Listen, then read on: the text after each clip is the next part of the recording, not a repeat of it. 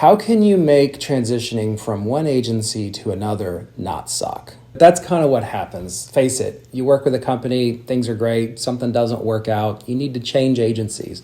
It's pretty common, right? You need some fresh ideas or different people in there. Last thing you want to do is make that difficult. The relationship can sour very quickly when you're telling somebody, thanks, but no thanks, I no longer want to work with you. We've all been there. So here are a couple of tips to help you make sure that this goes as smoothly as possible, whether it's coming to us or going away from us or has nothing to do with us.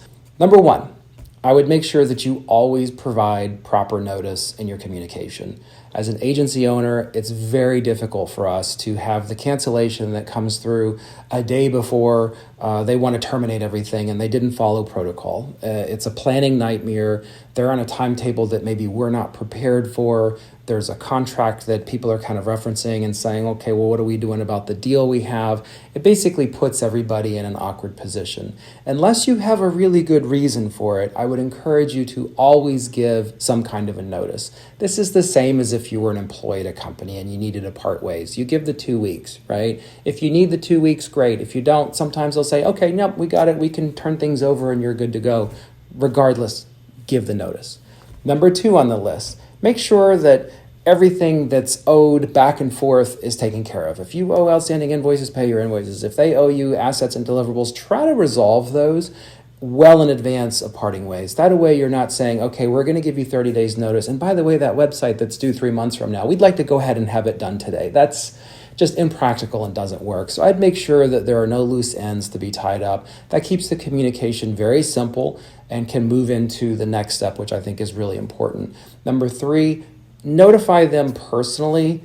An email is fine from a formal standpoint or a letter, but if you can have a conversation, it's always nice to be able to tell them, hey, this is what I'm doing. This is why I'm changing. I appreciate what you've done. We're going to go in a different direction. It's not personal, whatever that is. I think it's more mature and professional to have that conversation and to do it in a kind of a one-on-one or amongst your company and the agency instead of having that conversation for the first time with another agency present. Number 4 on the list, once you've introduced the new agency to the old agency, allow them to kind of coordinate the turning over the assets, but make sure they do it in the way that you find to be acceptable and professional. The last thing you want is the new agency to burn a bridge with a previous agency that maybe you had a good rapport with, but you were just going to change things up a little bit.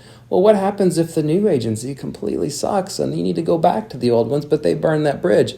That's no good. So make sure if you've selected a new partner, they act in your best interest with a certain level of professionalism, ethical, do things the right way, because now they're representing you. And finally, when you've got the new agency in place, make sure that you have ownership as a company of the assets that are being moved around as best you can. There are some platforms where that's almost impossible to do, but what you don't want to have happen is the old agency turns over all the assets to the new agency, but forgets to make you the owner in the meantime. This is a great opportunity to ensure that you own things like your business manager and your profiles on Meta, or your Google My Business listings, or your Google ad account, depending on the relationships that you have with your various agency partners.